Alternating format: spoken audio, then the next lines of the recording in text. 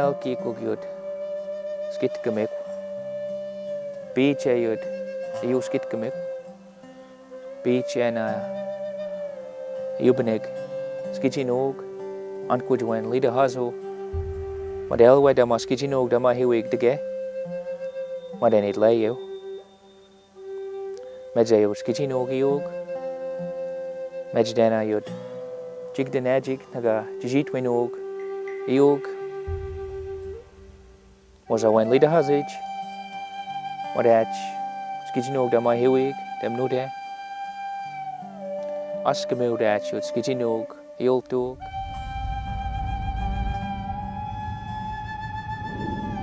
The Maliseet speaker, elder, taught me one day. He said, we're really Wabno Kewiig, which means the dwellers of the dawn, which makes a lot of sense because it fits into our language. And of course, these days, with English being an influence, I can see the emergence of Webnaki, which is what everybody uses these days. But I think if one wants to intimately identify themselves, they would say, Wabnokeo, Neil. And that would be, I am a person from the Dawnland. As a community, we're very close.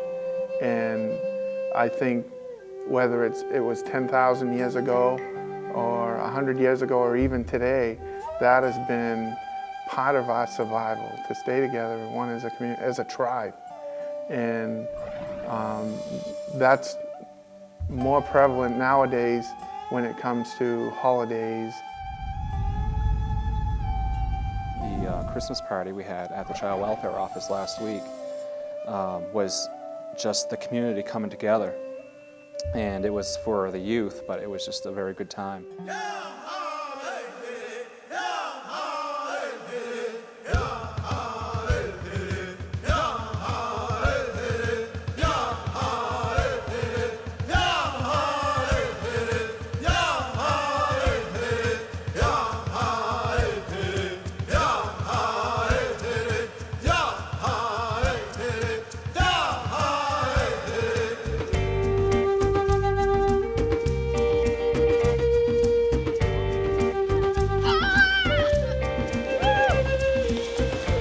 The hill was kind of small. It was just snow from the parking lot that was plowed up, and I decided to try to make the hill a little bit larger, and it was a blast.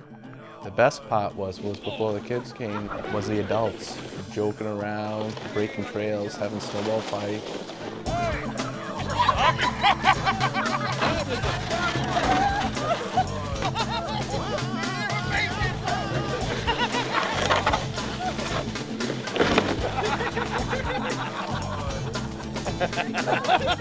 I really like the snowmobile ride.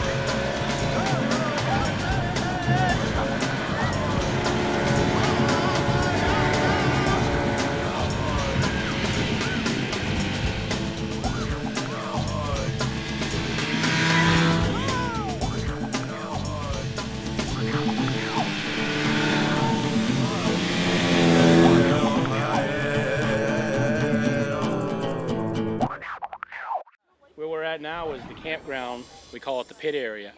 And a lot of this area is a sacred area. The eagle's nest up here in the tree.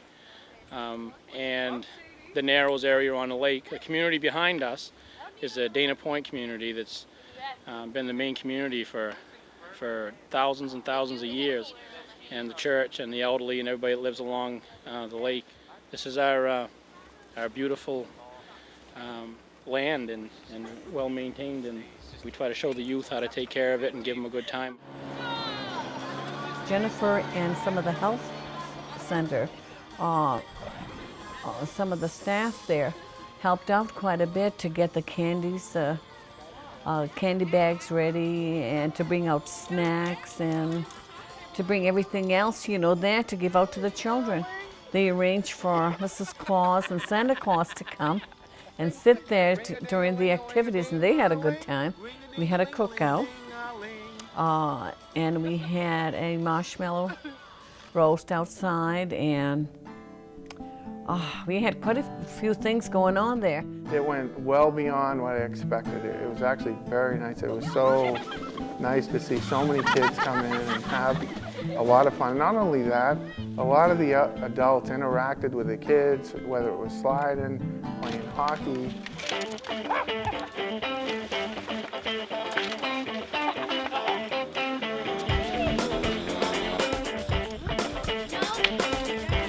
Come on, Jess.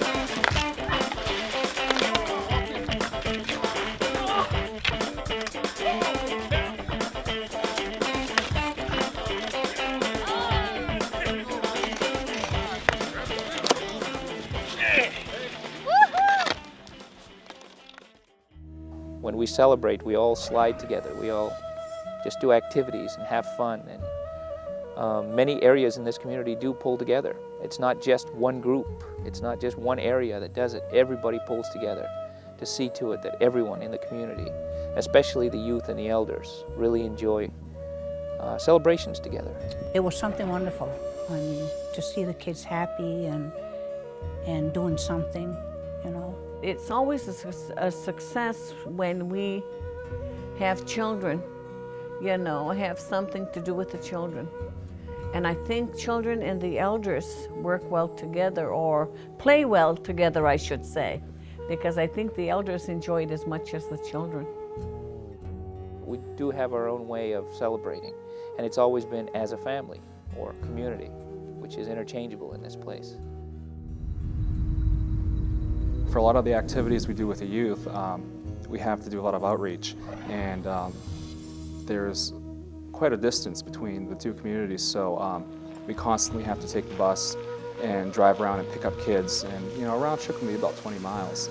So we'll start off usually at Peter Dana Point and pick up the kids that are interested in that activity, such as today's Youth Advisory, Cultural Advisory Board gathering, and then we'll come towards this part of the community and pick up the kids at on the strip. We call it the strip, and basically today what we had was it was more of a cultural advisory board meeting. Originally it was going to be a Christmas party, but it was an opportunity for a lot of the elders to have input into what they see and their vision and their ideas of what the culture should be. Seeing our young children from 11 to 15 cooking for the elders. I tell you what, that was really amazing. We need to dig deep inside to our traditions, to our culture, and that's where these programs have sprouted up from the health center. And when we cook for the elders to show them that we've been able to learn some of the traditional cooking and traditional foods and traditional customs and traditions that we've always had. And it's our way before Christmas to give a gift back to the elders, for the youth to cook for them the meal, for the youth to actually learn from what they've taught us and to actually show them the fruits of our labor, that we will be carrying on what they've taught us and that they can relax and enjoy their elder years and realize that they've done good. They've taught us, and we're going to show them and reward them for what they've given us.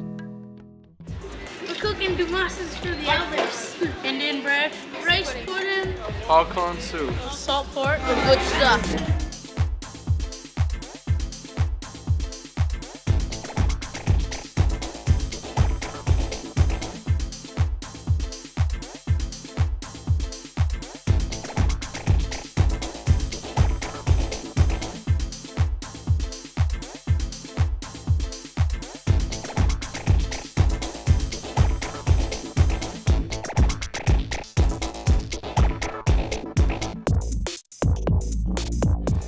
And the elders will be coming over in a little while to eat something.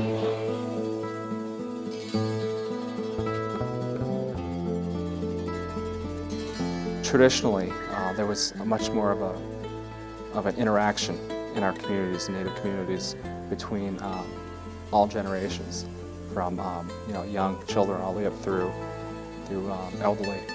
But I think in recent generations, there's those bonds and those old ways have sort of deteriorated, partially because of people leaving the community, and to a large extent, drugs and alcohol have invaded the communities. That's what leads to a lot of the downfall, the breakdown of our community, the breakdown of our family. And there are those in this community that are keeping our traditions alive, the elders are really trying hard to tell us the ways that we need to be in order to survive. Because one of the real strong surviving elements of our culture is that we are still communal. We do things together. There's lots of challenge on that in contemporary life because the outside has infiltrated a lot of their values into what we do. But it's still fairly strong, and we try to emphasize that as much as possible. Over the last 3 years, we've had an event at the rec center for the youth and the adults, the elders, to come together and celebrate the new year without having to go to a party to drink alcohol or to use drugs or whatever it may be, and show them that they can still have fun. There were so many people there, and everybody was having a good time. Wow, looking good. Hey, let's give the drum group a big round of applause.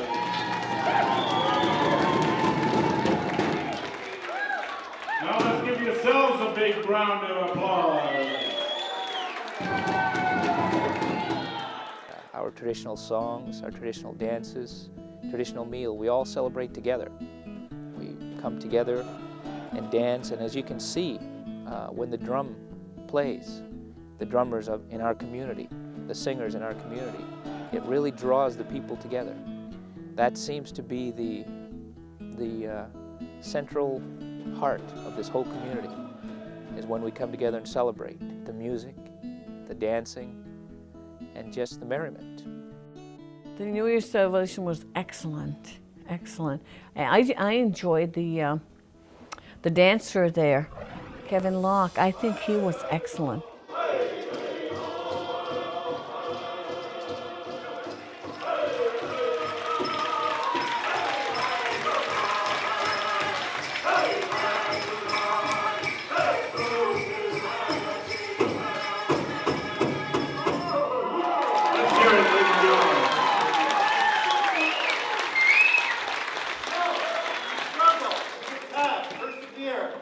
Persist, so you can stand tall again. Ready to face a new challenge, which will surely be there. That's the way life is. He was good with the children. I noticed how he was trying to teach them the dances that he does, and the children did well, I thought. There was a lot of them out there. They sort of started slow, because kids are sort of bashful when they do something like that. But once they got started, I noticed they had at least 15 or 20 kids out there trying to do the same dance that he does. To see everybody so happy, it was quite a thing.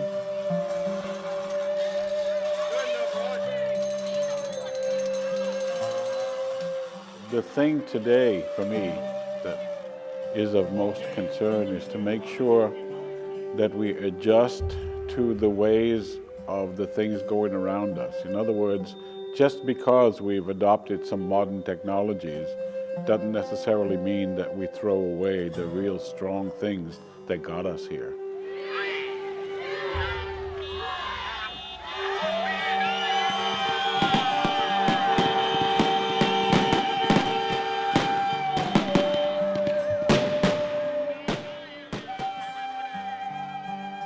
Our language is basically the way the world is viewed through the eyes of our ancestors.